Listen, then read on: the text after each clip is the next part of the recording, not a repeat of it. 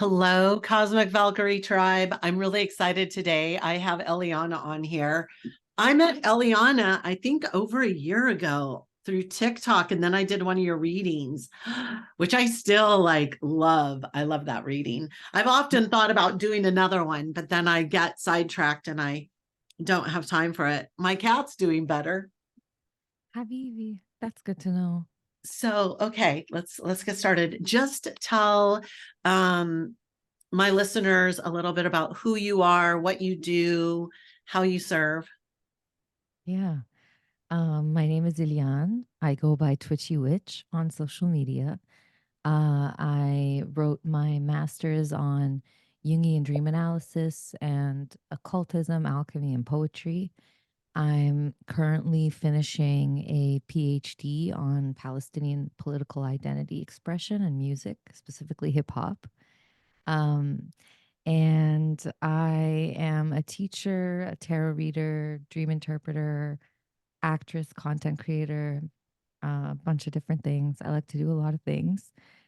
And my content is mainly, it used to be, it started as an account for dream analysis and then morphed into a platform for dreams, tarot, alchemy, symbolism, and now with the most recent, you know, uh, war, quote unquote, Yeah. war in Uh, Gaza. It's now merged all of the mystical, spiritual, religious stuff that I talk about with the current political climate and situation. how many how many followers do you have now? On TikTok, I think about 960,000, and on Instagram, like 50,000. And I just started working on YouTube, Mm. working on moving to YouTube. I've got about 8 or 9,000 on YouTube so far. And you have a Patreon, don't you? Or Yes, yeah. How many people do you have in your community there? the Patreon, I think there are about 100 members, maybe a Nice. few less, a few more, something like that. So my audience, they're very open-hearted women and men that want to become entrepreneurs. They want to harness their superpowers in serving others, but also create that better quality of life that they have here and while we're here. And specifically today, we're going to talk about something that's I was shocked and in awe when I found out people actually believed this. I was scrolling on TikTok, I think, one time, and I saw this TikToker talking about NPC characters, Mhm. non-player characters. And they were referring to other human beings as this. And I was like, wait, what? Like, this is the most offensive thing I've ever heard in my life. But I was like, people can't really believe this. Like, is that really a concept? And then I started, of course, TikTok algorithms. I started seeing more of that. And I started realizing these people are really serious. And it offended me so greatly. I did a little research into it. And then I saw you came up in my feed and you were talking about it and you shared a link to an article, which blew my mind. And I was like, I have so many questions. I Mhm. have so many questions about this. And immediately after I found out about it, I have a large following on Facebook. So I made a post on there about how offended I was. And literally, one of my former clients has this belief system. And I was just Mhm. like, oh, so taken back because I can't imagine how egocentric and how the world revolves around me and how I'm just so surprised. So let's break it down. I can't wait to hear your take on this and how it plays out because I was just flabbergasted. First off, can you share a little bit about this more about this concept because I'm still new to it. Mhm. Well, There is, of course, the stuff that I talked about in my video, just kind of where the idea came from. I think it was like a Tumblr post in the beginning, and it started to be connected with the meme of the man, the little Wojak character. But I think that on a deeper level, um, as human beings, we have we can easily fall into the inclination of seeing any other outside of ourselves, outside of our personal group. We can easily fall into seeing that other as less than us, less complex, less deep, less human, ultimately. Mm-hmm. Um, we aren't strangers to the notions of racism and elitism, supremacy, and all of its different forms. And on the smallest scale, in a high school setting, the notion of being in a clique, right, and seeing only ourselves and the people in our clique as worthy of any consideration as full and complex human beings. So, on in one way, in a certain way, it is kind of natural for any person who lives unconsciously um, to view really anyone in the world as NPC outside of themselves and outside the people that they know. It's almost in the spiritual realm today, it's almost become its own kind of racism, its own kind of supremacy. Um, uh, this this innate need almost for some kind of hierarchy. It's seeped into the spiritual community, of course, with people who kind of like think that they are like from some superior planet here to save the world, or and in like not to say that their belief that they're from somewhere else and that they want to help is wrong, so much as the supremacy embedded within that, in that they are the chosen ones, and therefore everyone else is not chosen. Everyone else is less than. Everyone is, if anything, here to be saved, or just isn't going to make it, like isn't going to make the cut.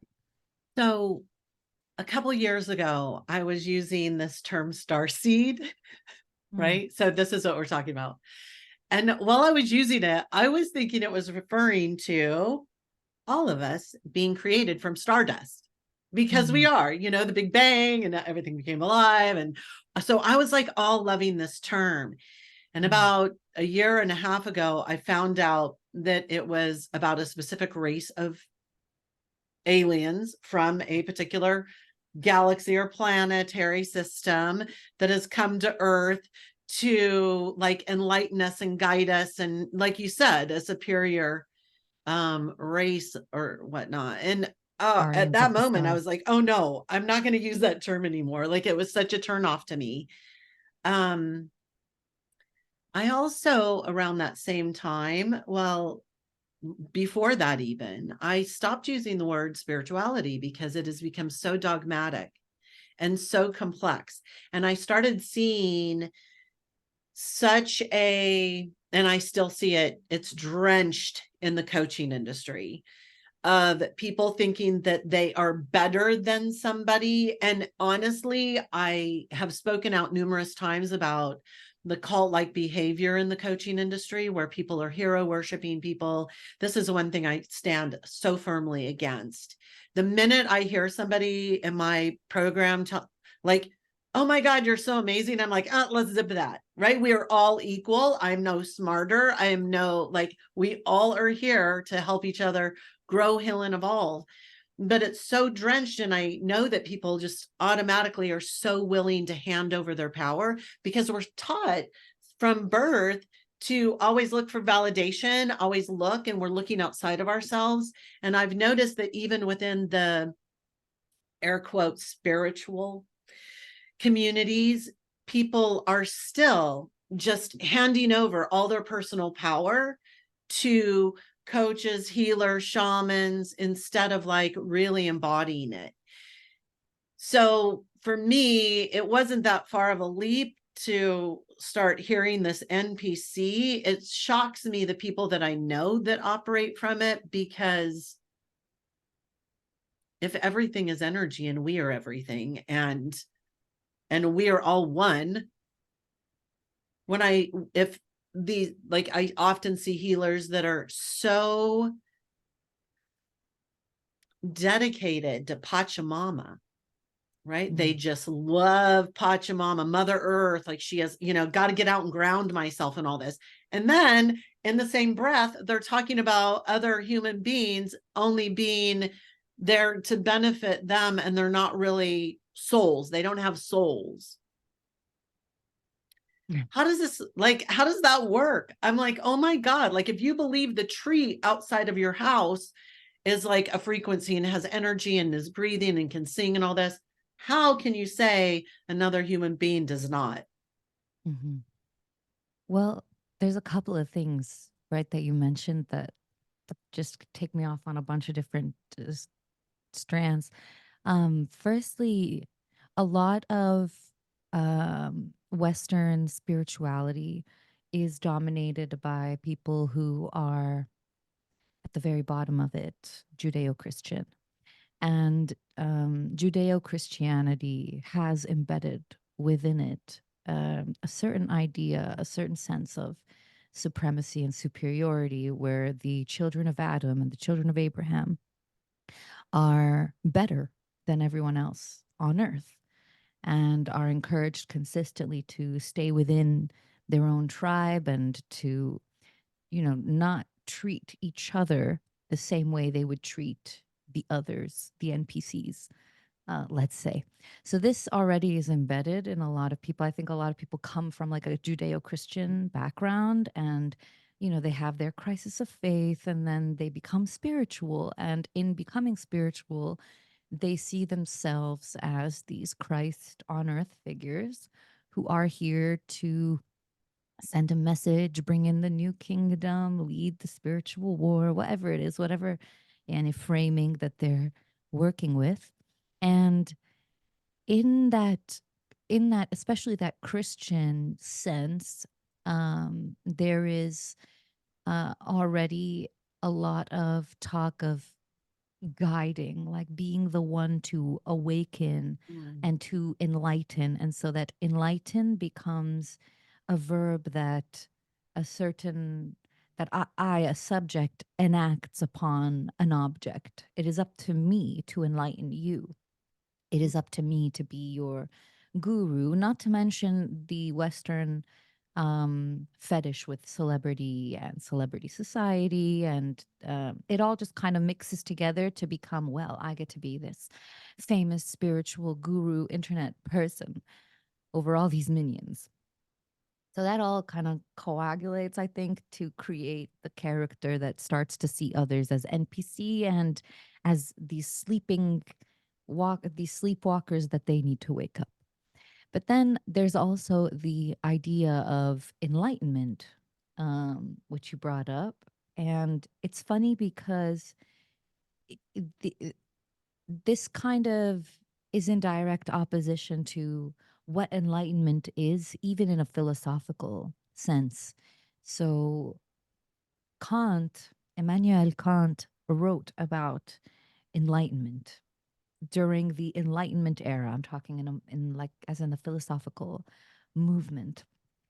And what he said about it was that it's exactly the opposite of what you were just describing, in that when we are unenlightened, we are giving authority to external sources outside of ourselves, to gurus, to teachers, to spiritual leaders. But it is up to us, it is up to man, in Kant's words, to take our own maturity, our own spiritual maturity and intellectual maturity into our own hands. And it is intellectually and spiritually immature and irresponsible to give anyone, any book, any guru outside of ourselves authority over our own reason.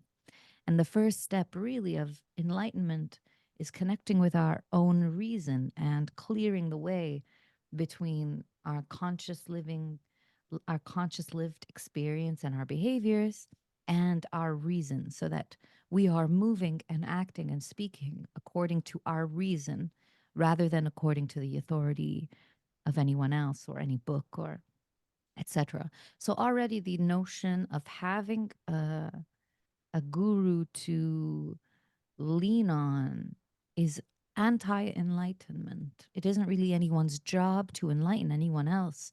Every person has the, they have to have the personal conviction that they would like to take that maturity, that journey on. Otherwise, it's really nobody's business.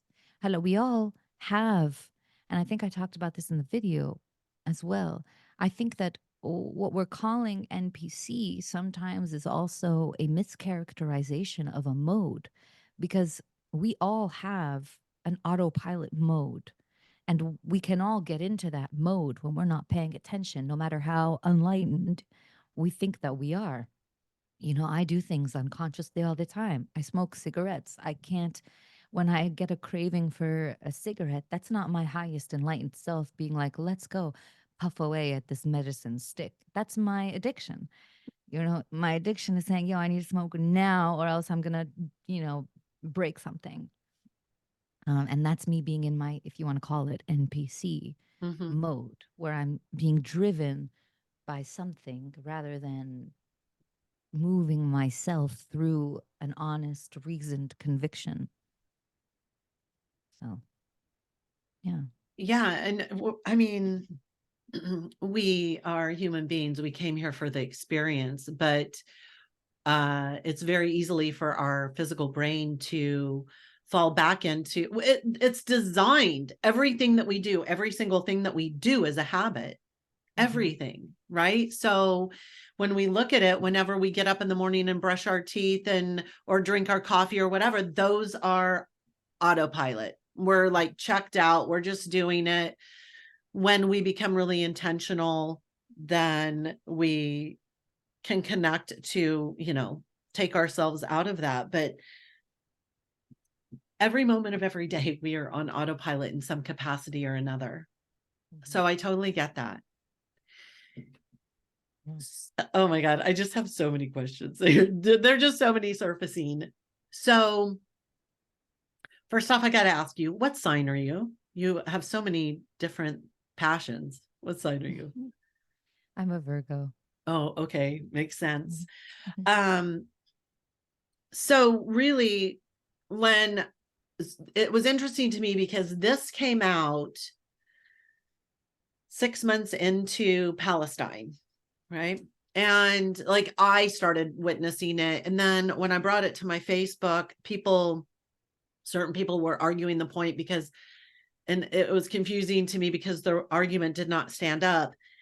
We had, you know, like the evil people are the NPCs. And I was like, well, that doesn't really stand up, because who defines evil? Who defines, like, we have free will. Everyone has free will. We're all participating in this life. That's what we came here for.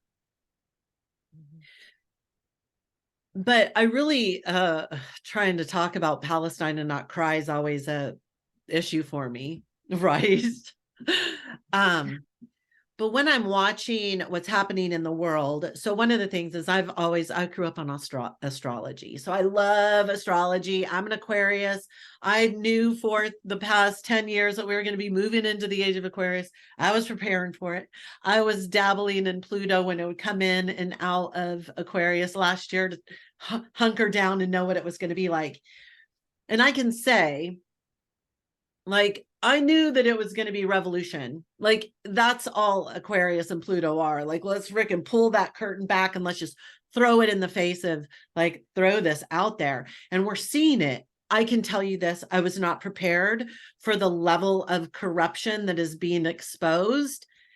It's fantastic. It's going to get harder before it gets easier. It's going to get harder before it gets better. But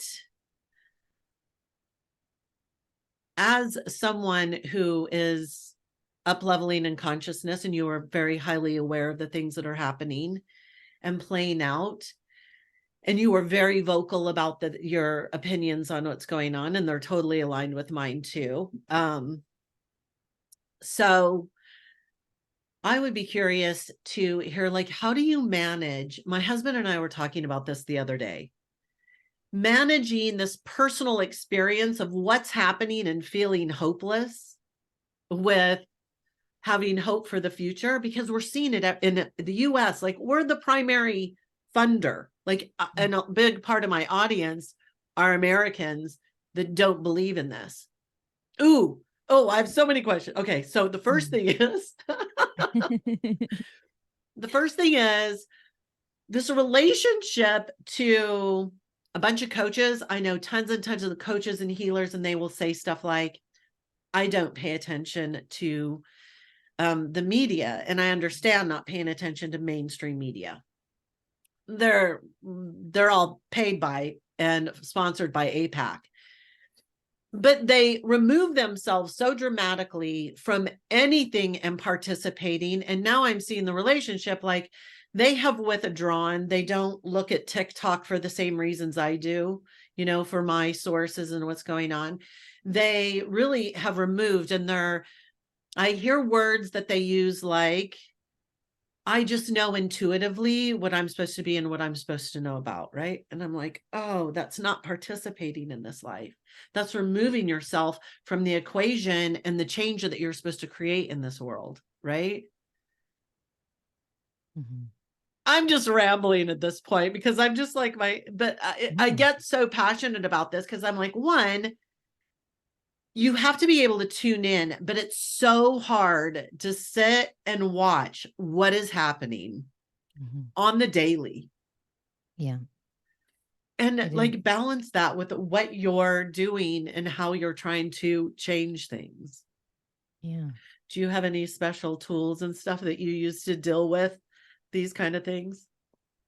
Well, so from my perspective, and I'm sure a lot of Arab Americans, Arab Canadians, African Americans, people of color like me who have been aware of this already. Mhm. I've been aware of Israel and Palestine my entire life. So this moment for me is different than for you or for another American person who's just waking up to the reality. From where I am, the world is finally acknowledging my grief, Mm. and the world is finally making room for me to say, for all of us to say what's been in our hearts for so long, that like, and things that if we ever dared to even make a peep about, we would be threatened for, we could be violated for, be met with aggression, with threats, with so much repression. And now that the cap is kind of blown off, given, the audacity uh, of what they're doing and how much is leaking in through TikTok and through these social media platforms. Now our grief is being validated. So Mm. for me, it's the world is finally seeing Israel for what it is. I don't have to listen to another person abroad tell me that they had Israeli hummus or that they went to Israel and it was beautiful and it really is such a democracy. Like, just fuck right off. That's that's me usually before all of this. That Right. was me having to listen to that because you can't say anything, right? Hala- spiritual people who are deciding, oh, I know what I'm supposed to see. Um, and in direct contradiction are turning away from what they're being shown, are, to me, on one level lying to themselves. If you knew intuitively, then you would know intuitively that what's being sent your way is what you're meant to see. You should be seeing what's making its way to you. You're actively rejecting a challenge. This is the challenge. This is the war. This is the thing that we have spoken about for years. This has been for the last 4 or 5 years. People have just been more and more, it's been getting more intense of people coming on saying, yo, there's a spiritual war, the forces of light, the forces of dark, we're the people, we're the ones, the revolution, the humanity, kaza. And when the challenge came, they cowered away. They were Mm. like, no, no, no, no. Actually, you know what? This isn't my business.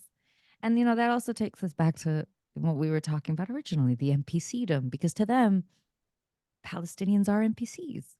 They aren't they aren't human. They're just brown bodies in an obscure place who do bad things and, deserve whatever comes to them.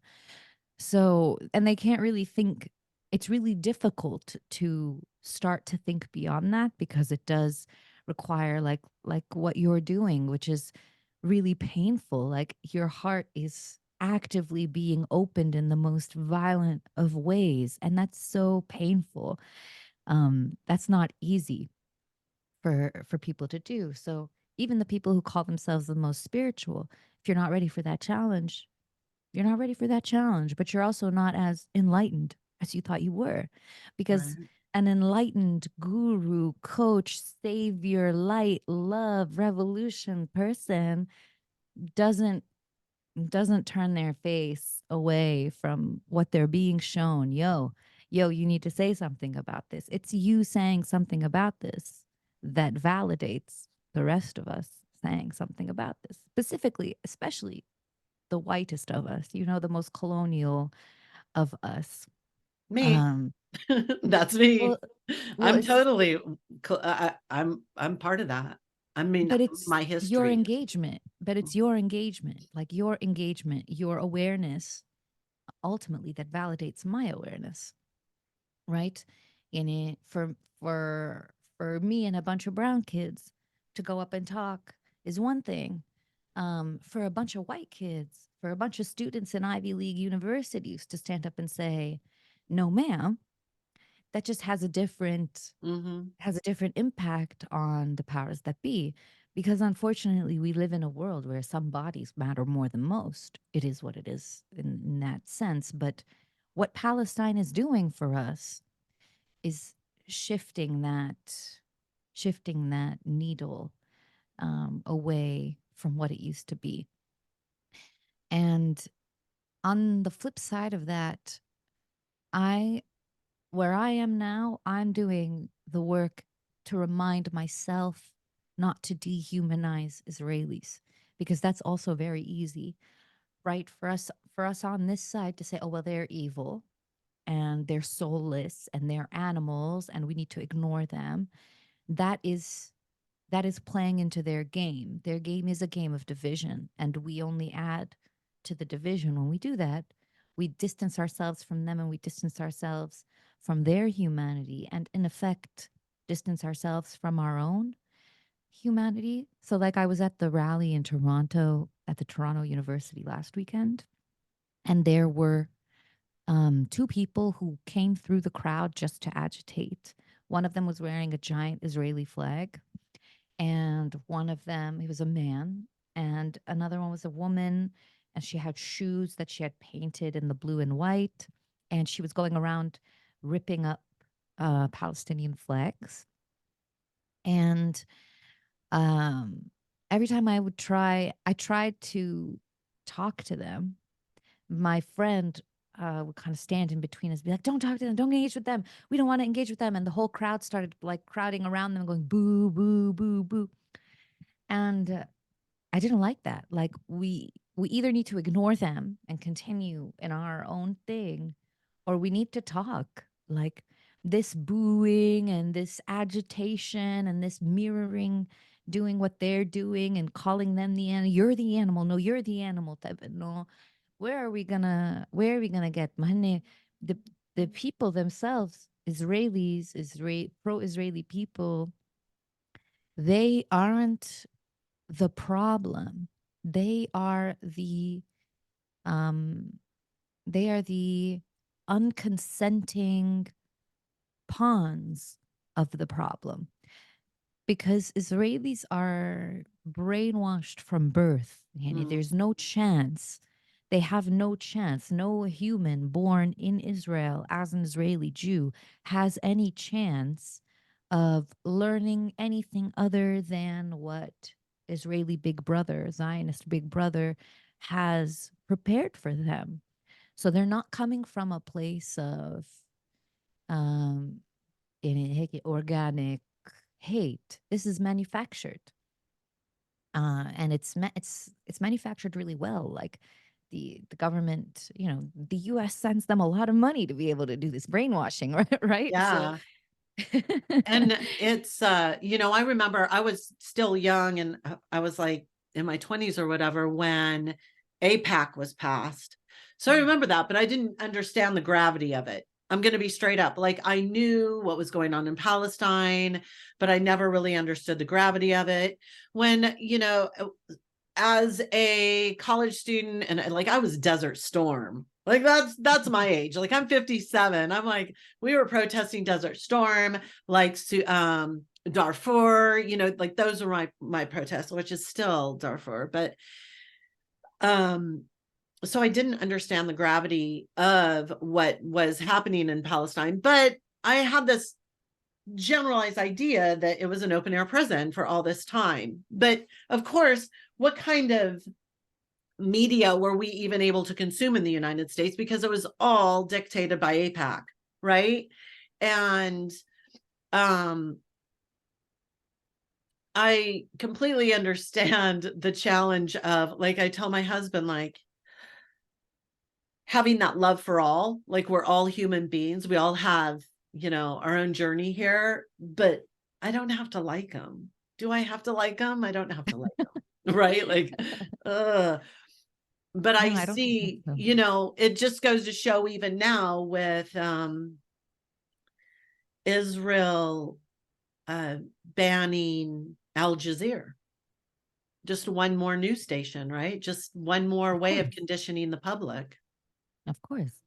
I'm honestly I'm surprised that they let Al Jazeera stick around this long. And right? to be totally honest with you, Yani, um, as brutal as everything is, I think the immense attention that everyone is paying is really slowing down the operations, because otherwise this probably would have been over by now Do you if less of believe, us cared. yeah, do you think that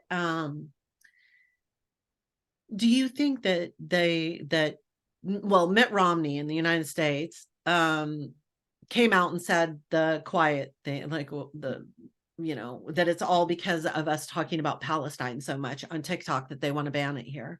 I don't really see that happening. I don't No. see them. I know everyone's like the vote went through and blah, blah, blah, but it's going to take a lot more than that to clear off TikTok. Mhm. But I don't know if you saw this. I would love to hear your interpretation because there's a lot going on this interpretation. The Met had their gala, Mhm. right? You see that all over TikTok. Of course. And I don't know if you know much about the Met, but the gala every year is to support the clothing. It's very unique to, clothing and all that, and funding that clothing. $75,000 a ticket. $75,000 a ticket. That's how much it costs. Mhm. But you saw the theme this year, right? And do you know that story? Didn't know the story until Which I, I'm not sure what the theme it's was. like, what was it called? It was like the Garden of Time. It's Mm. based on this book. And I mean, I think it was called the Garden of Time, but I didn't know what it was. And I was like, oh, well, what is this? So I started reading. It was very much, it's about, these really wealthy people that live on this property, and they find that one of their trees has a fruit that if they eat it, it slows down time. Mm. And so they're able to like slow down time and enjoy life. And what they notice is in the distance that the crowd, the angry people that have no food and are like living in scarcity and lack, they start coming for them. They start coming for the property. They're going to take it over. And so the rich people go out and they start slowing down time by eating the fruit. So it will take them longer and they can enjoy their time. So they're slowing the crowd, but eventually they run out of fruit. Oops. So I look at this. Okay. So first we know the story and it's like, okay, wow. The Met's not stupid. These people are not idiots, right? Right. Then, so that's the theme. But not everyone, I'm sure, knows what the story was to begin with. They're just taking it off of the theme, like, you know, of the garden. And so you saw all these outfits. And it was no surprise to me to see TikTok grab hold of it and use that because it looked exactly like the scene out of Hunger Games, right? Yeah. The costumes, the elaborate, ridiculous. And I think to myself, could the Met have done this intentionally? And I think that they Definitely. did. Definitely.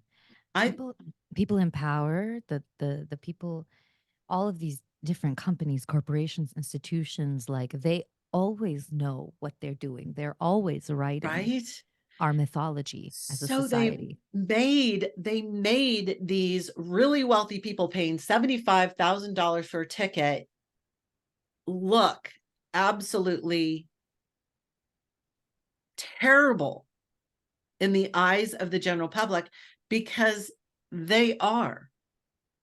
Like Mm. they're doing a terrible thing. They're paying $75,000 for a ticket to the Met Gala, but they're not supporting anything else with their billions or millions. You know what I'm saying? They're Like, telling us like this is us slowing down time before you eat us. Like we are enjoying our time before you eat us. Like we know you're coming, but we're still gonna have a good time in the meantime. We still have some fruit. We're gonna I use it. thought it was so brilliant. I'm like, what a, but you know that they have been planning this gala for since last year. Mm-hmm. How far are we into Gaza? Is it 8 months, 10 months? Well, we're 10 months into this most recent development, but we're 75 years into Yeah. So I'm like, yeah, that I like it can't. isn't new. The people in power have been aware of Israel and Palestine. Like APAC didn't start in October 7th. No. They didn't start lobbying. They didn't start the Paying national off fund our and government members and no, yeah, that started years ago. I mean, it became really, I think, it started to be really obnoxious. I think in the 80s, late 70s, early 80s is when it starts to be like um, a really big priority for the American government. Uh, but yeah, they know, they and cracked it isn't, down and it isn't probably. just Palestine, right? Like Palestine is the place where our rights in the most symbolic way, in the most essential way, are being negotiated. Like this is the message. Palestine will be the message. If this is left to happen to Palestine, we can only imagine what kind of totalitarian future we're going to live in.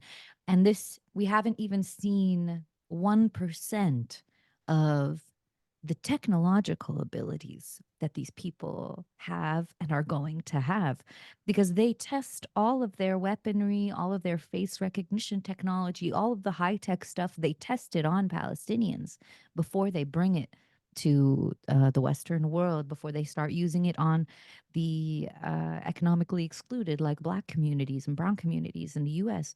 They go to Israel, they take their stuff to Israel, they develop it in Israel, they use it on Palestinians, they effecate it on Palestinians, and then they bring it back home. So we can only imagine the kind of surveillance we're going to live in by looking at the kind of surveillance that Palestinians live in. Mm, That's the test ground, and it always has been. Like that's not new.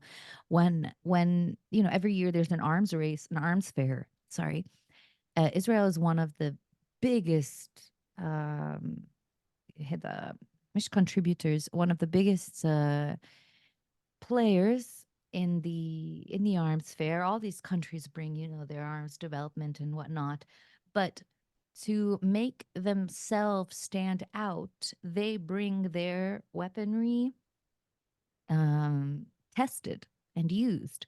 Like they have labels that say tested, insured, used, because they've tested it most of all in Gaza, over the years. Every year there is, something happening in Gaza, and Hmm. it's always for the purposes of experiment.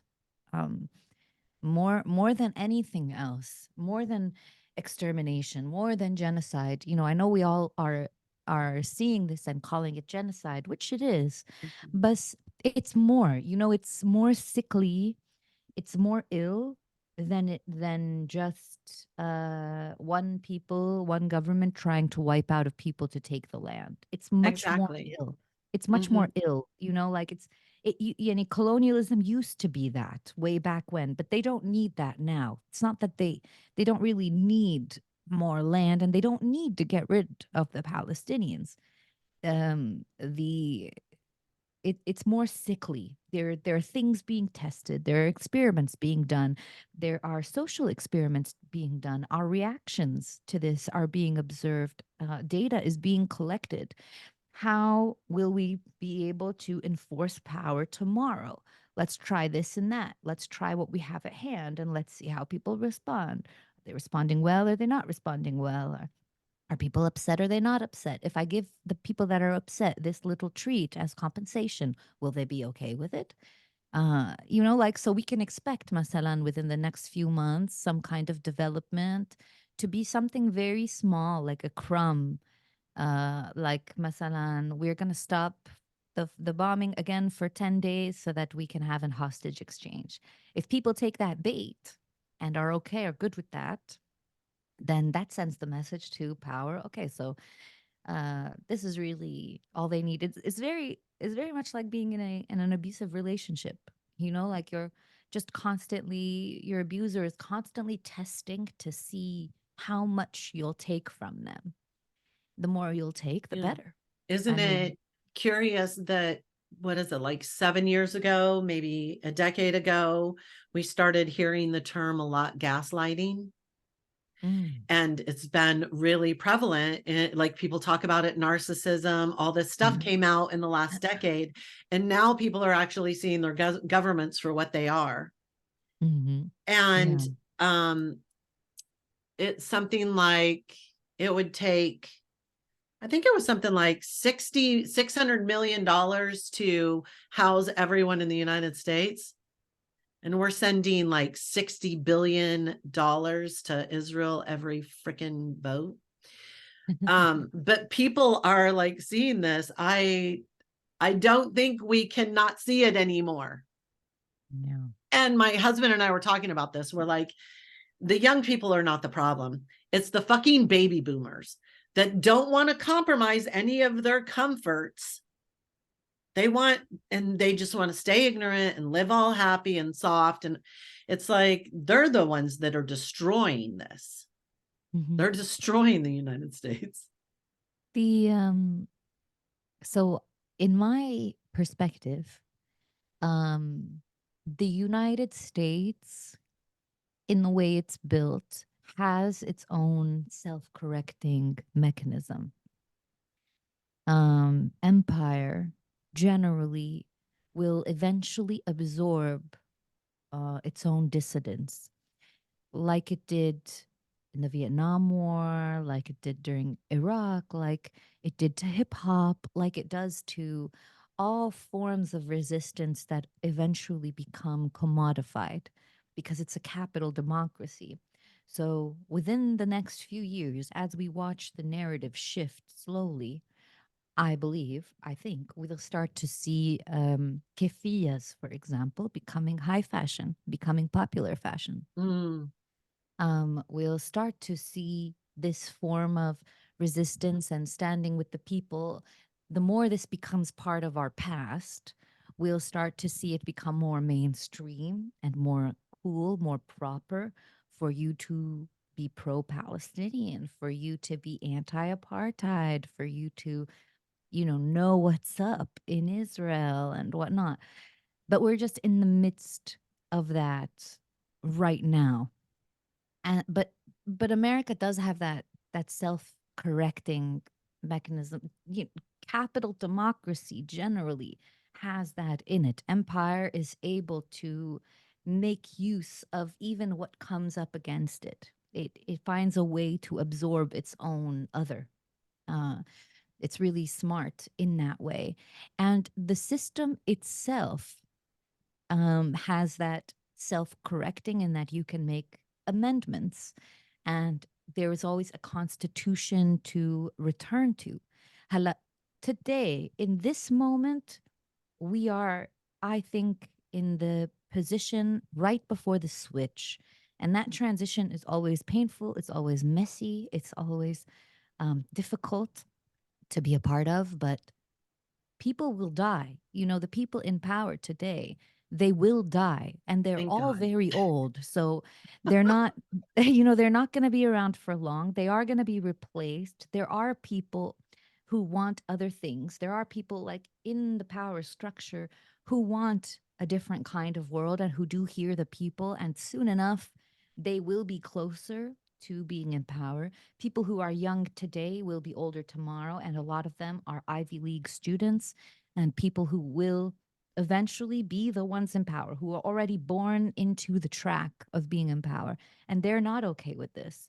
So we give it 20, 30, 40, 50 years, 50 years, and it's not going to look the same. It can't. It Mm-mm. just can't. But the transition is painful and difficult and messy, and we're just right in the midst of it. And tomorrow we'll have our own corruptions. Like, these are the corruptions of today and the amalgamations of yesterday's corruption. But there is something I have noticed in that we are, because it has become so obvious that Zionism and Zionists have so much power in the United States, that's when you have to ask if that's really true. Because they, the people who really do have the power, the people who own the big money, who own the Mhm. corporations, we don't know their names and we don't see all of their faces, and they are not stupid enough to be broadcasting their own alignments. And in politics, because in America, just specifically America, American politics is divided into left and right, and this is very intentional, so that there's always a tension between left and right, so that people can always get a sense of release almost from the tension, from the disagreement, so that there's always something different about the left than the right and the right than the left. And I can be left or right, or I can be in between. There's always a performance of arguments, performative disagreement, which isn't real. Behind the curtains, they all have the same interests, which is, Mhm. filling their pockets. But when everyone from the left to the right on the surface is in agreement, that's when you know there's real trouble in the kingdom, because they can't tell you what's really going on with them. They're not going to tell you that there's trouble in the kingdom. They're going to make it look like, no, no, no, it's all good. Yeah, no, we all agree. We all agree. And actually, one thing we all agree on is that we're freaking racist. So let's just make this more and more about history's best scapegoat, the Jews. Like, why not? Let's make it a law that you can't say anything bad about the Jews. Let's do that. Let's make it about the Jews. And that way, no one will know what we're really up to. It's not about Jews. It's not about Zionists. It's not about Palestinians. It's really not about anything except money and Money. economic interest. Mhm. And we don't actually know where the source of that economic interest is. It doesn't have a land, it doesn't have a nation, it doesn't have a religion, it doesn't have that kind of face. It's literally just a dragon hoarding all the gold, like Lord of the Rings style. And they have us here thinking, oh, Israel is the problem. It's the chiheda. They're fueling anti-Semitism intentionally to get the attention off themselves, right? Mm, Because setting up laws to say that you can't say anything bad about Jews or connect Jews or talk about Zionism and anti-Zionism is anti-Semitism is really pressing people to be anti-Semitic. Like we really, really, really want you to hate these people. Look, see who's in power. I mean, it's the people that you can't say anything about. They're the ones who are in power, right? I just don't think the people in power that's stupid. I think they're much, much more intelligent than that. I think that they know what they're doing. And I think that Jews have been scapegoated throughout colonial history since they killed Christ. Like right.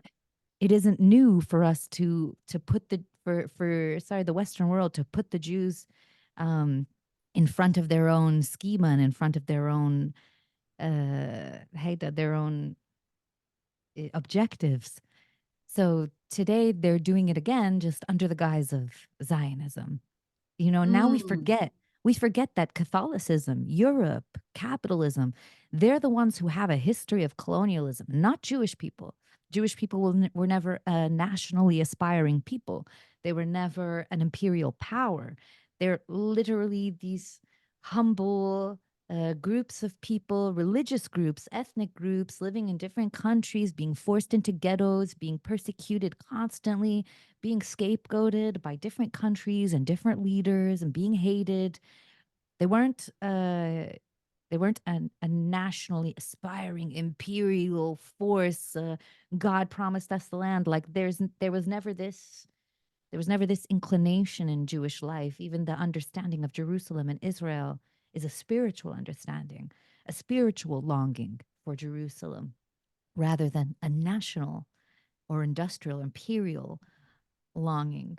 But it's very smart. It's very, very intelligent of the Western colonial powers to really wash themselves of their own heritage of colonialism, stick it on the Jews, and at the same time solve their own racist problem with the racist solution of, well, we had a Jewish problem, but now we gave them this little parcel of land so that they could be happy. mm-hmm, Just take, just make sure that also you take all of our orders. And if you don't, we'll stop sending you your salary. We'll stop sending you mm-hmm, an allowance. And that's the tension right now of when is America going to stop sending its allowance to Israel? Probably when it has itself set up wherever else it is setting up right now. That's what I think they're doing in this moment, finding their new outpost on the down low while they have us busy trying to decide, well, is that anti Semitic? Do I hate Jews? Am I starting to hate Jews because of this law? Are all Jews Zionists? Are all Zionists Jews? What's going on? Who are the Zionists? Like, it's not even about that. It's mm-mm. not It's even. so much about money.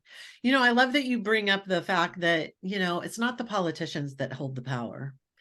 Mhm. And it surprises me how many people don't realize that the Federal Reserve Bank is not owned by the government. It is owned by private entities that remain anonymous.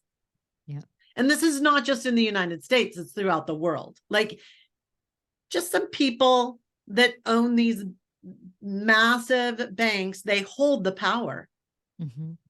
It's Wall not Street, Jeff مثلا. Bezos. It's not those people. It's kind of like the dark web of money, Mhm. right? Yeah. Like it's kind of weird to think about. Yeah. It's very weird.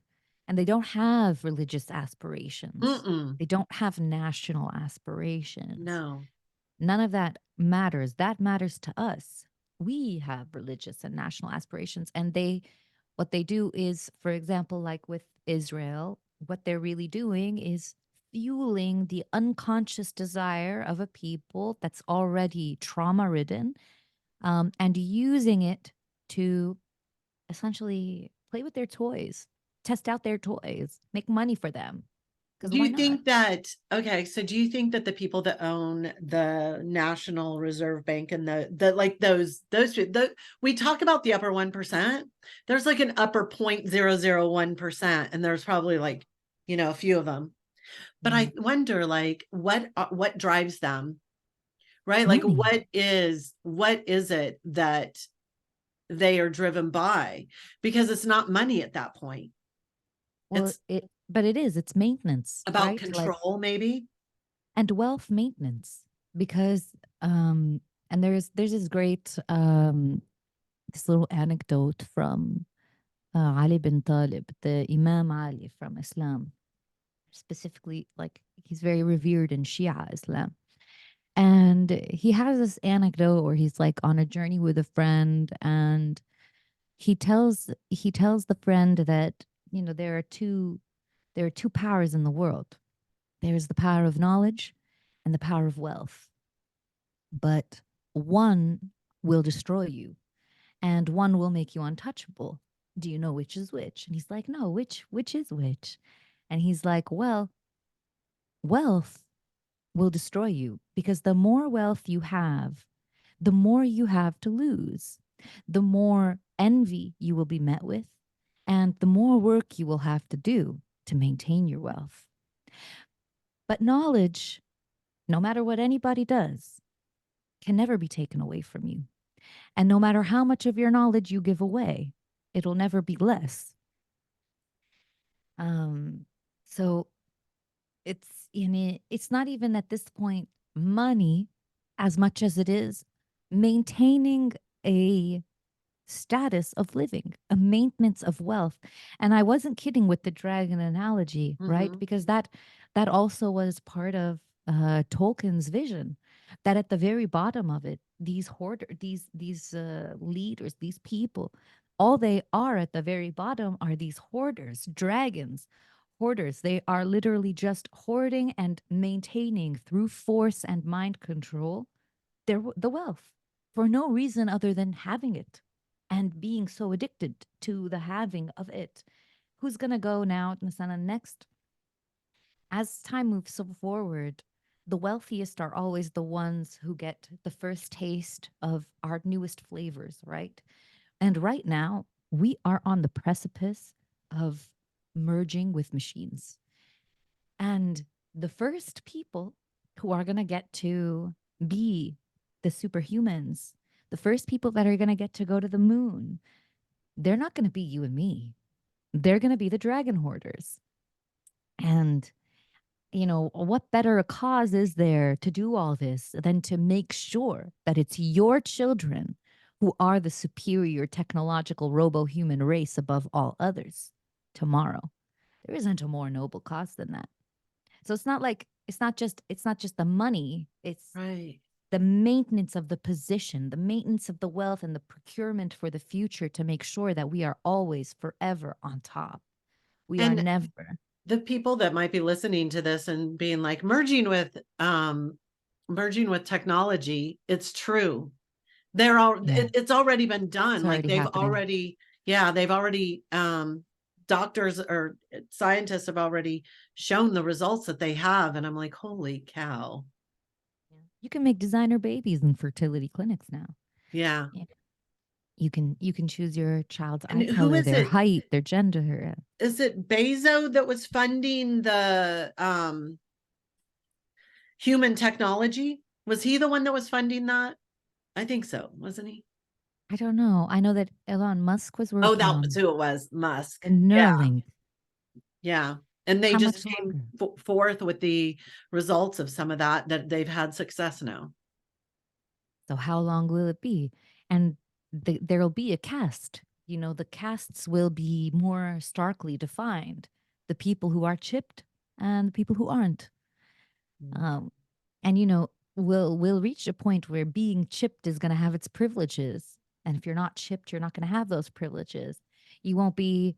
They won't be able to monitor you as well because you're not in the system. You aren't plugged in, but you also won't get the privileges that the chipped people will get.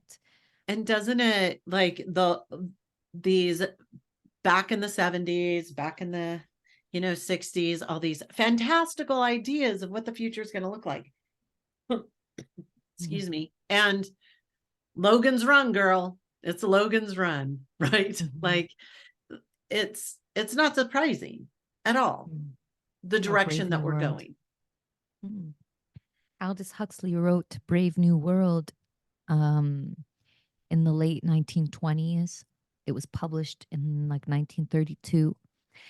And in 1958, almost 30 years later, he revisited the book. And he said that at the time when he wrote it, he thought that it would be a long time before what he imagined would be realized. But it's 1958 and things are happening, already taking shape much more quickly than he had anticipated.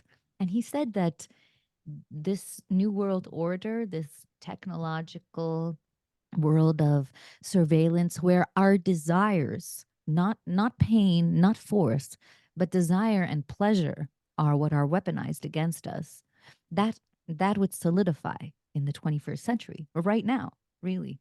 And Yeah. it's funny because you know, he was part of like a really aristocratic, really rich, really intellectual household, and his brother was a eugenicist.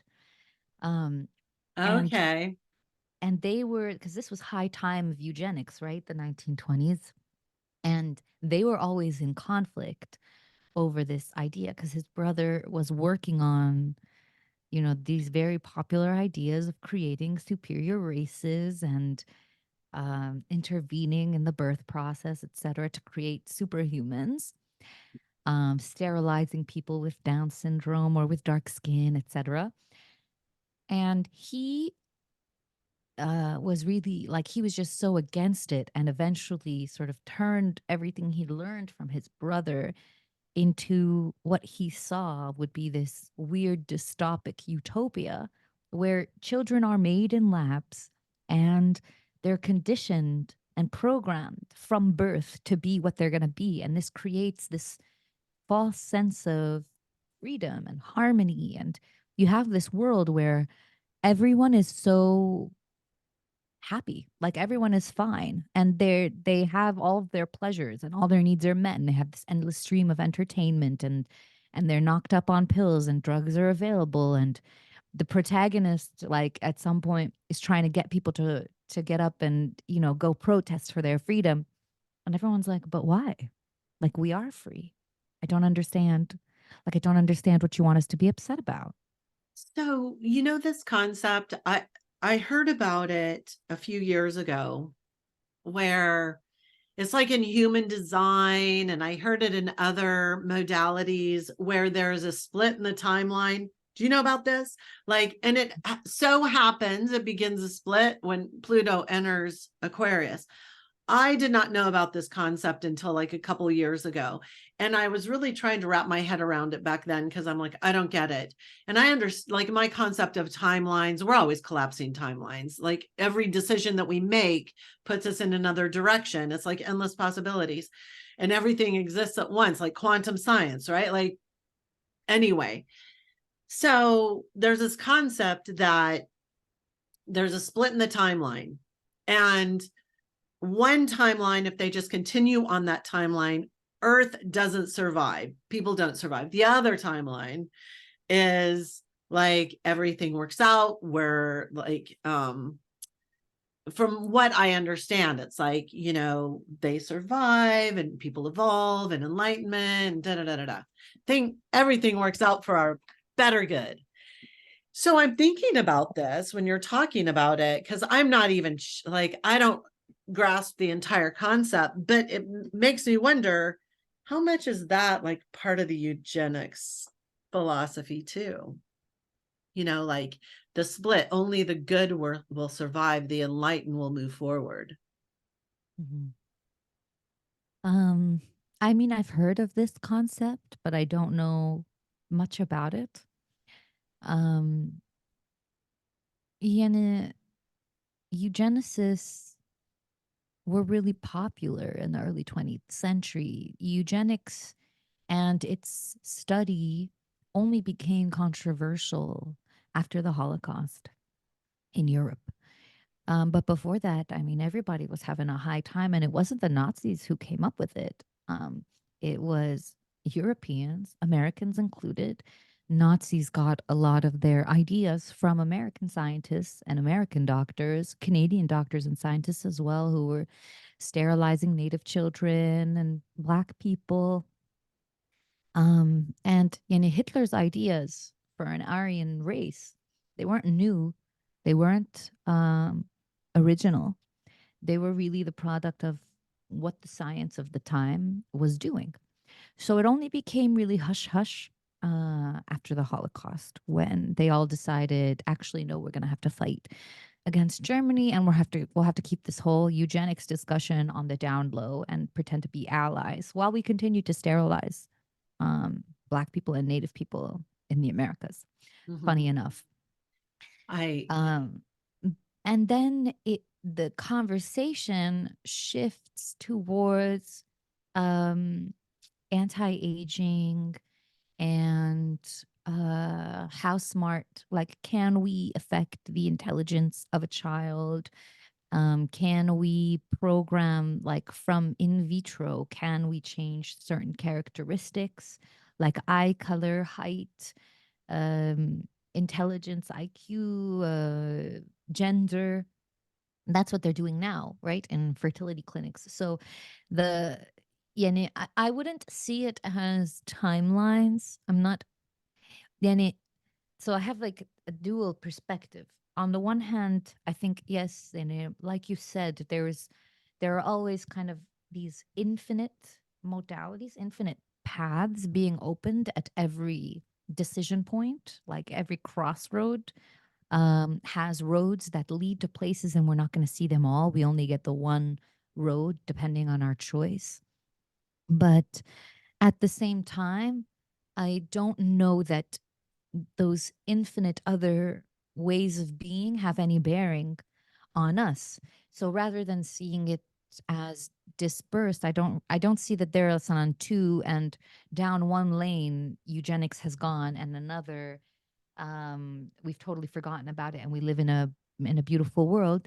As much as I see in our trajectory, the eugenic ideas of the early 20th century have become more low key and have dispersed themselves in ways that they're not as recognizable as they used to be before the Holocaust.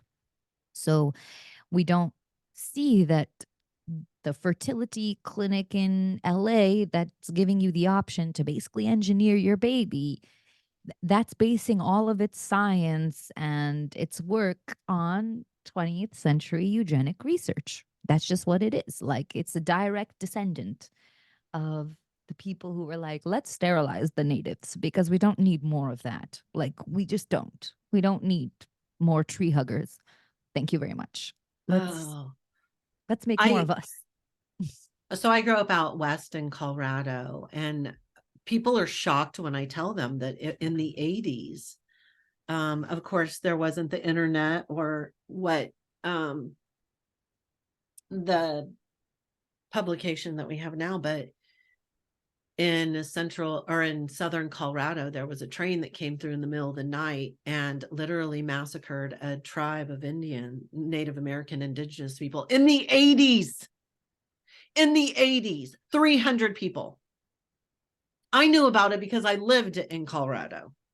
US government went in the middle of the night, and people are like, in the 80s? And I'm like, yes.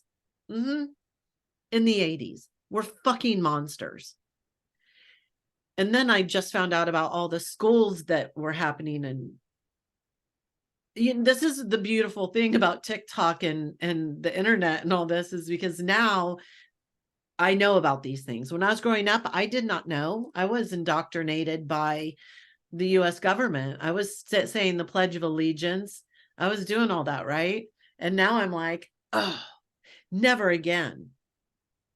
Right? Never again. Um, it is crazy. So I see now the relationship between the NPC and how it can be like, and the approach from the superior race, and not Yeah. seeing anyone different than that as an equal. Dehumanization. It's a classic form of dehumanization with a different name. You know, it morphs across practices. In the spiritual practice, to dehumanize is to call others NPCs and to see yourself as the only enlightened being worth complex reflection. And okay, I mean, good for you. I don't know. Right? How much value can you hold on your own body or your own self? Mm. Mm. Because I don't know, how can you find total love? Like love in and of itself is unconditional. Mm. And so being able to love others comes from having an unconditional love for yourself. It's Mm. crazy. It's crazy times out there. I It is. love this. I you have shed a lot of light and a lot for me to think about. I'm really excited. Like I'm post this up on YouTube immediately. And so I'm new to YouTube as well. So I'll see it, like if I can tag your to YouTube or something like that. I've had some really good. Do you know who Seema is on TikTok? You know Seema? She's a museum. She was a museum director or like a historian for Oh, a long time. yes, And yes, yes. you know who she is? Mm-hmm. I had a conversation with her a few weeks ago and it was awesome.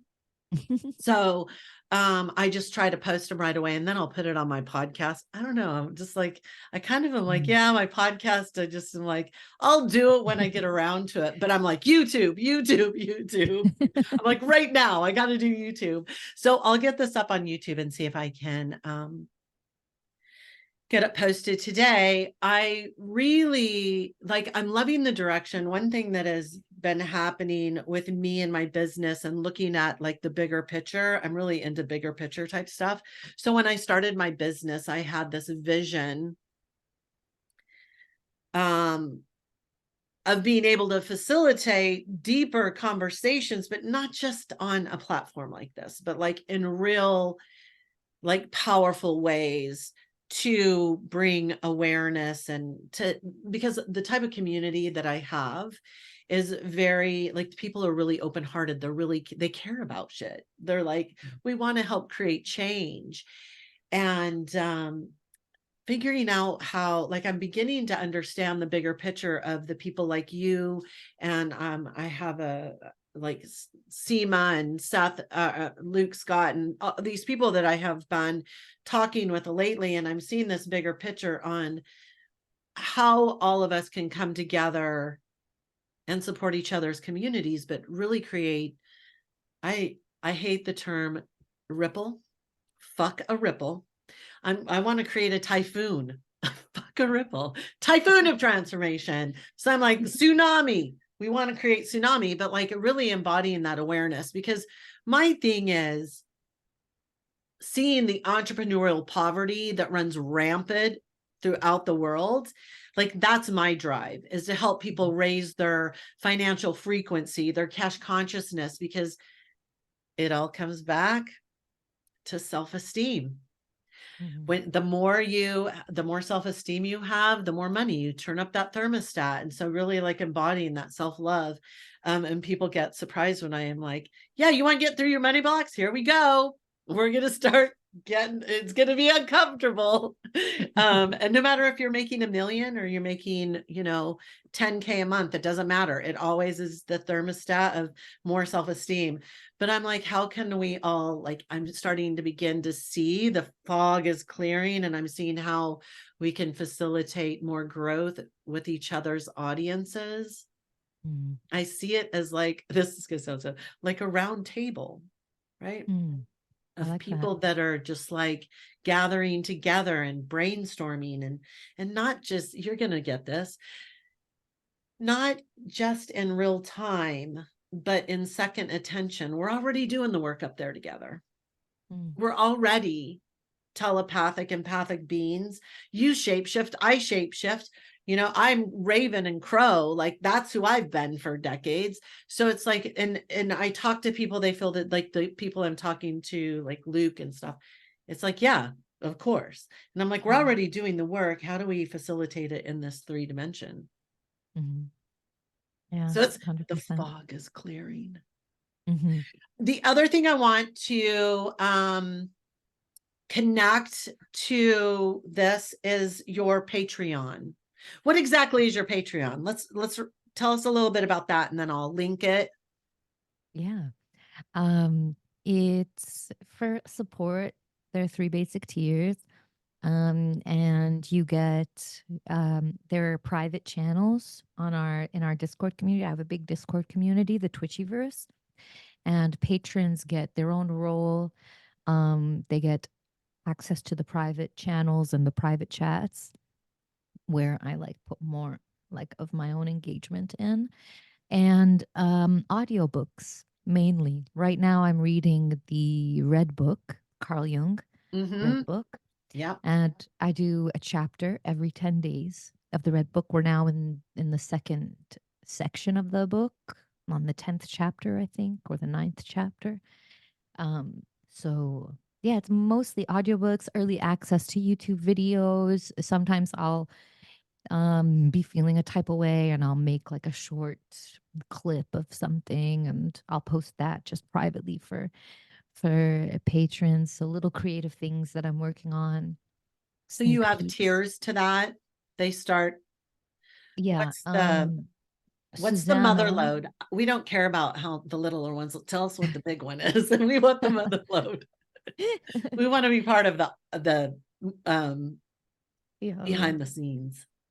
Well, it's the $14 Mary Magdalene tier. That's Shut the up. $14 a month. yeah, yeah. $14 a month. That's it. Girl, Yeah. why am I not part of that? I'm going to join it today. I'm like, what? First, we need to talk about your pricing. Right.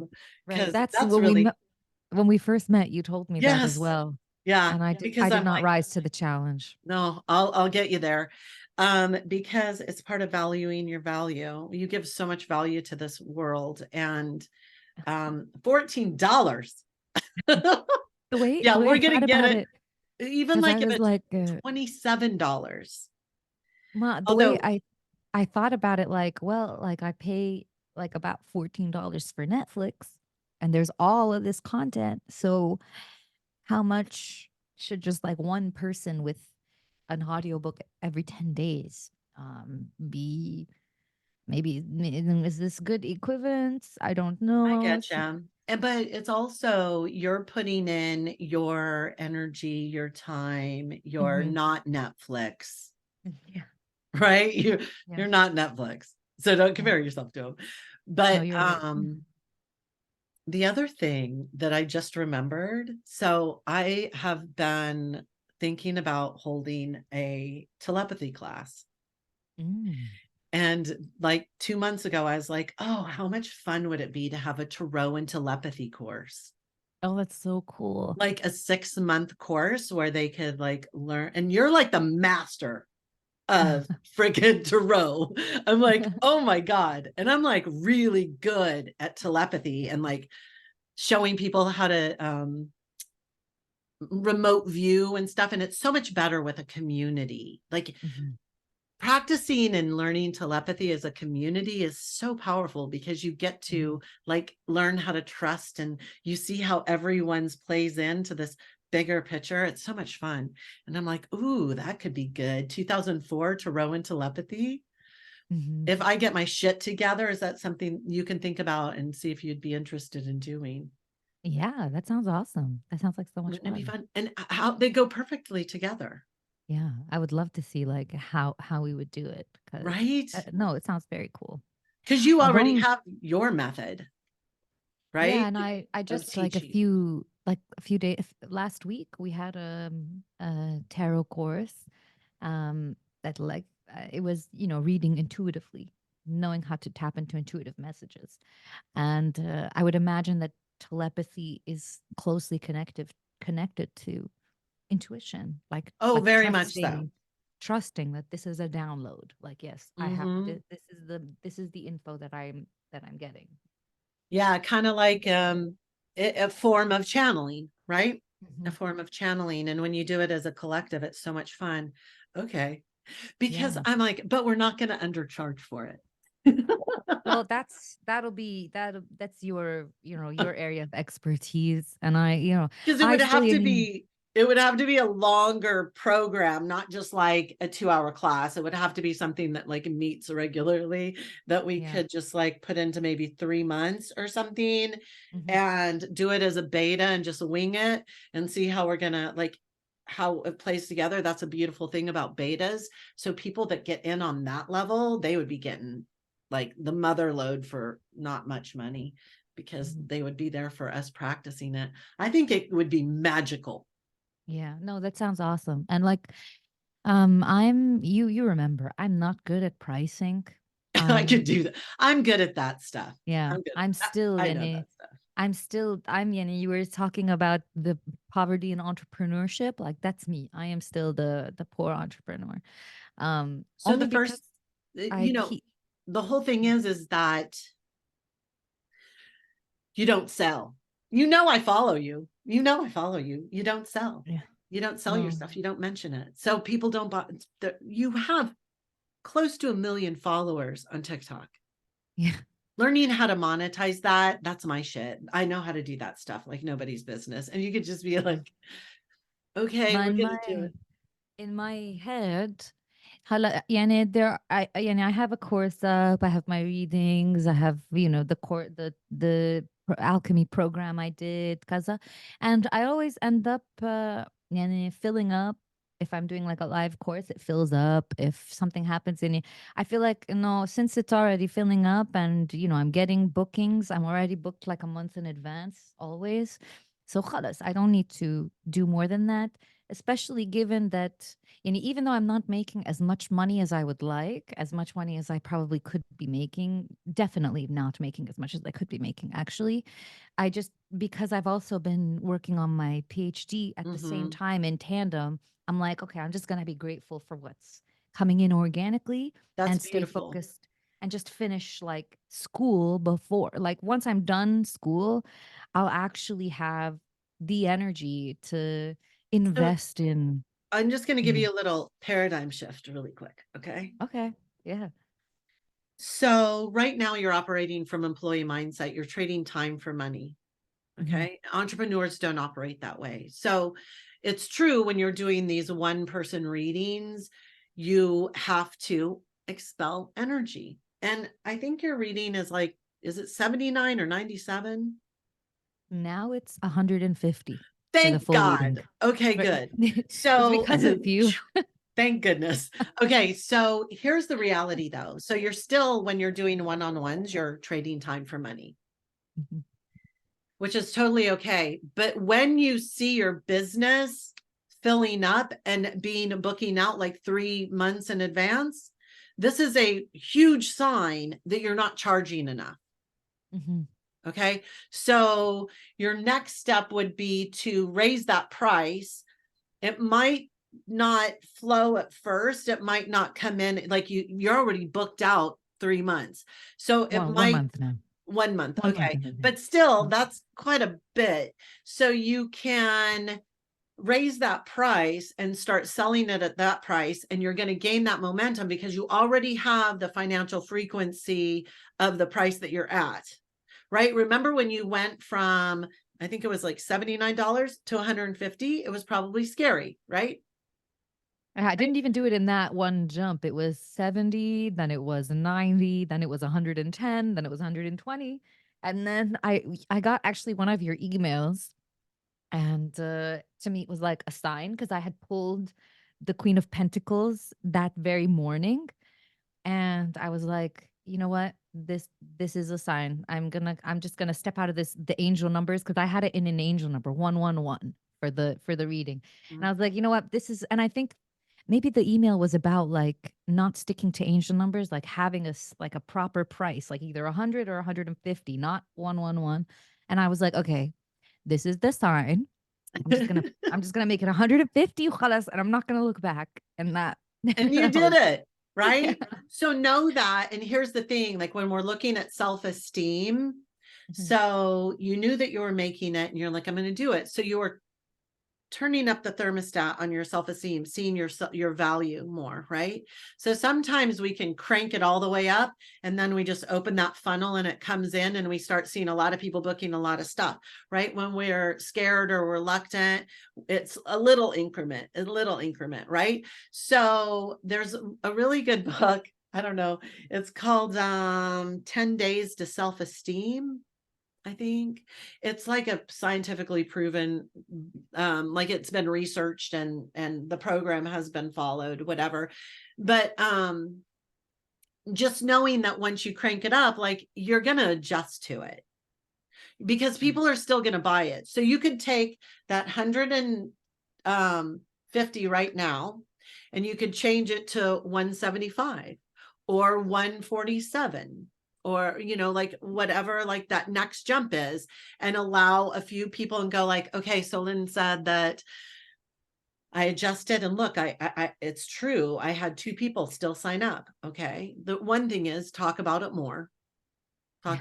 like I do, y'all know I do readings, right? Like let's do that. Mhm. Nobody's taking you as a cheesy salesperson ever, so don't worry about that. And then when you see like a few coming in and like that start booking because you're talking about it more, be like, okay, I need to take it up another 25. Do it just like you did it Mhm. because that's Yeah. comfortable for you. I know But like, my issue with that, my issue with my pricing is not about less about me and more about mhm, wanting people to be able to afford it. Like, okay, what I worry is, Carol, you know, I'm going to oh, give you when my free training comes out, it's mastering your money mindset.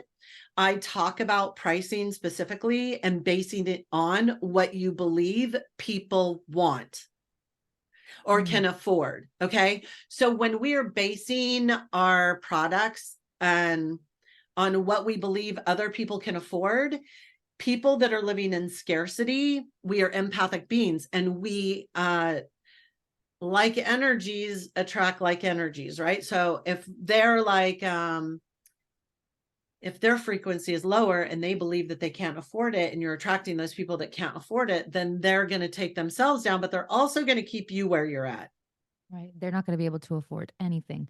Because now that you say that, and it's true because Anna, I come at it from remembering where I've been and Mm-hmm. remembering wanting things that I couldn't afford and wishing that they were less expensive so that I could afford them. Like I've been there and I don't want to put anyone there in relation to me. I've felt like I guess in my own way I'm kind of keeping myself in my own past with the present of others, like, and no, I want to help. I don't want people to look, I don't want someone to be like, oh, I wish I could get a reading, go in and be like $150, oh my goodness, I can't So do that. here's the thing, right? So here's the thing. One, there are plenty of people on this earth that will facilitate that price. And most healers and hypnotists and tarot readers, they facilitate really inexpensive prices. You don't have to be that person. There are people that will do that for them. The other Mm, thing is when somebody really wants something, they will figure out a way to get it. mm-hmm. We That's will true. always figure out a way to get it, no matter what it is. That's the thing. Like, I can remember one time when I was really, really broke, but I wanted a $600 pair of boots and I figured out a way to get them. Right. Right. So if there is a will, like I've wanted to be part of masterminds, $10,000 masterminds, and I would figure out a way to be part of it. Right. So when we're looking at where we have been, compassionate people want to compassionately price, but it's not doing anyone any good. And especially you're here to create a better quality of life for yourself, Mm, right? You're living in alignment to your higher purpose. And here's the thing, people that pay attention. The right. more money we spend, the more money we show up. The more So when energy I we've talk invested. about, right, you Mm, have skin in the game. So when I yeah. talk about like having a tarot and telepathy course, it has to be, in order to really create a transformation, we know that it's going to take time, consistency, a group community. It's going to have to be a larger format. So if this was a completed product and we're like every 3 months, or like every 4 months, we're going to launch a 3-month one, right? Mm-hmm. It would most likely be fair market value for a course like that would probably be around $3,000 A month? for the program itself. Oh, okay. Okay. Yeah. Okay. Right. So $3,000 to $3,500 for 3 months. That would be the norm. Wow. Okay. Mm-hmm. But when you're looking at launching it as a beta, right? When we're like, hey, this is our first time doing it. We're going to kind of fly by the seat of our pants, but we're really good at what we do. And we're just going to come together. And then when you're launching it in a beta, it's called, this is like learning as you go. And when you do that, then you say, hey, you know what? We want to get testimonials. We want to get people transformation, but they're going to be in this. They're willing to try it out for the first time. We would probably say, like, we're going to sell it for $9.97 for the whole thing. This is beta launch. You're going to be with us for 3 months, da, da, da, da, da. And then it would have like monthly payment plans of people, whatever. But most of the time when you do $9.97, you're going to be marketing to people that already have that and are already ready to spend it. Mm-hmm. Right. So we're not talking to people that would struggle to pay for a $150 reading. Right. Right. Yeah. So there's ways to go about pricing and get people used to it. And think of the value that you give to the world every day through your social media. Right? Mm-hmm. That's what you give to the world. And I want you to shift your perspective on what you're doing on your social media, because you have a million people, right? Mm-hmm. You're delivering a value that is better than most people's paid stuff. Thank you. Okay. Think about that. Mm-hmm. Right. Mm-hmm. So one thing I always teach is for lead generators, and this is why my masterclass coming up is going to be absolutely free, and it's pre-recorded so people can watch it, whatever. But the reason why I always say, make your stuff, your social media or a program or whatever it is, better than your competitors' paid stuff. Because otherwise people don't see the value in it. So when people are listening to you and signing up, they already see the value. Every day that you are on TikTok, every time you post, every YouTube that you do, you are giving value, and it's absolutely free. Somebody could go through and binge watch all of your TikToks and walk away with a transformation.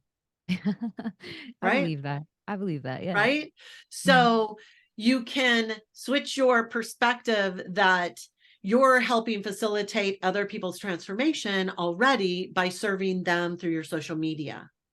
And then the next level is the people that pay. And then you have tiers, right? So That's true. before Because if you the can't afford, مثلا, if you can't afford meeting with me on Jed, yani, truly what you said about my videos, on Jed, you will find, yani, whatever that's going on with you, you'll find something. And I do have now like a full repertoire, like a library of content, from mythologies to religion to archetypes to alchemy to dreams to tarot, like literally everything you could find through my content now. right. So yeah, I guess in that sense you're right. You know, the people that I'm worried about not being able to afford it, there's already material for them there. They don't have to pay a cent. So if you want to do like real work with me one on one, like real work to with my stuff, then yeah, then we're going into a new tier of yeah, okay. So, and that also takes self-esteem, valuing your value, and seeing like, so when you first take on a one-on-one client, you might be like, I'm going to meet with you once a week for the next, month, because you don't ever want to be locked into working with a client that you don't align with.